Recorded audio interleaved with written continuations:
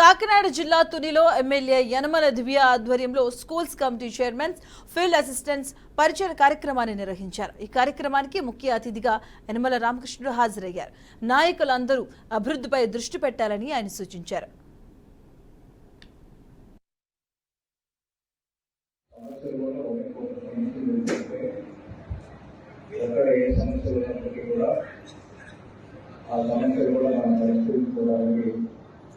అవకాశం కూడా అవుతుంది. అందుచేత మీరు నూతనంగా ఎన్నికైనటువంటి స్కూల్ సంబంధించినటువంటి ప్రెసిడెంట్ కానీ వైస్ ప్రెసిడెంట్ కానీ అదేవిధంగా ఫీల్డ్ అసిస్టెంట్స్